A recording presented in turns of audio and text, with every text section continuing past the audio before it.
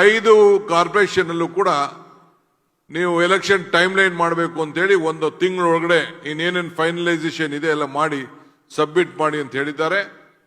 ನಮ್ಮ election commission, state election commission ಅವ್ರಿಗೂ ಆದೇಶ ಕೊಟ್ಟಿದ್ದಾರೆ.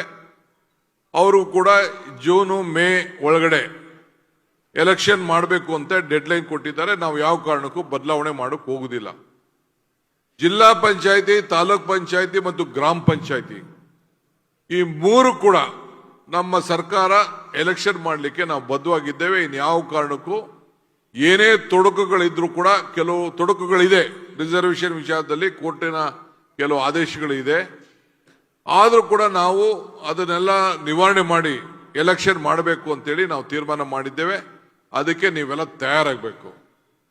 ನಾವು ಮಾಡಿರೋಂಥ ಕೆಲಸ, ಈ ರಾಜ್ಯಕ್ಕೆ ಕೊಟ್ಟಿರುವಂತ ಕೊಡುಗೆ, ಈ 5 ಗ್ಯಾರಂಟಿ, 140 ಶಾಸಕರನ್ನ ಹೊಂದಿಕೊಂಡು ಇವತ್ತು ಏನು ನಮ್ಮಲ್ಲಿ ಕಾರ್ಯಕರ್ತರು ಏನು 5 ಗ್ಯಾರಂಟಿಗಳನ್ನ ಮಾಡಿ, ಗ್ಯಾರಂಟಿ ಸಮಿತಿ ಮಾಡಿ, ಸ್ಥಳೀಯ ಮಟ್ಟದಲ್ಲಿ ಏನೇನು ನಾಮಿನೇಷನ್ಗಳು ಮಾಡಬೇಕು ಮಾಡಿ, 600 ಜನ state level board of directors nomination ಬಿಟ್ಟು ಮಿಕ್ಕಿದ ಎಲ್ಲ ನಾಮಿನೇಷನ್ಗಳನ್ನ ಮುಗಿಸಿದ್ದೇವೆ. ಅದು ರೆಡಿ ಆಗಿದೆ. ಕೆಲವು ಕಾರಣದಿಂದ ನಮ್ಮ AICC ಇಂದ ನಾವು ಅವರು ಕೂಡ ಕಳಿಸ್ಕೊಟ್ಟಿದ್ದಾರೆ. ಕೆಲವು ಸ್ಮಾಲ್ ಟೆಕ್ನಿಕಲ್ ಇಶ್ಯೂ ಇಂದ ಅದನ್ನ ಹೋಲ್ಡ್ ಆಗಿದೆ. ಅದು ಬಿಟ್ರೆ ಎಲ್ಲರಿಗೂ ಕೂಡ ಬೋರ್ಡು, ಕಾರ್ಪೊರೇಷನ್ 2 ವರ್ಷ ಏನ್ ಟೈಮ್ ಕೊಟ್ಟಿದ್ದು ಆ ಟೈಮ್ ಪ್ರಕಾರ ನಾಮಿನೇಷನ್ ಮಾಡಿ ಹೆಚ್ಚು ಕಮ್ಮಿ 20 ಜನ ಆಫೀಸ್ ಬೇರರ್ಸ್ಗೆ, ಇದಕ್ಕೆ DCC ಪ್ರೆಸಿಡೆಂಟ್ಗಳಿಗೆ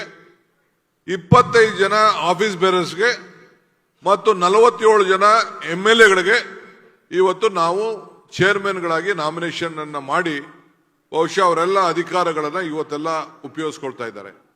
ಇದಲ್ಲದೆ ಸಾಮಾನ್ಯ ಕಾರ್ಯಕರ್ತರಿಗೆ ಚುನಾವಣೆಯಲ್ಲಿ ನಾವು ಯಾರಿಗೆ ಮಾತು ಕೊಟ್ಟಿದ್ದೋ, ಎಲೆಕ್ಷನ್ ಟೈಮಲ್ಲಿ ನಿಮಗೆ ಟಿಕೆಟ್ ಕೊಡಲ್ಲ, ಏನಾದ್ರು ಮಾಡ್ತೀವಿ ಅಂತ ಹೇಳಿದ್ದೋ ಅಂತವ್ರಿಗೆ ಸುಮಾರು 19 ಜನರಿಗೆ ನಾವು ಚೇರ್ಮನ್ ಮಾಡಿ ಇವತ್ತು ಅಪಾಯಿಂಟ್ಮೆಂಟ್ ಮಾಡಿದ್ದೇವೆ.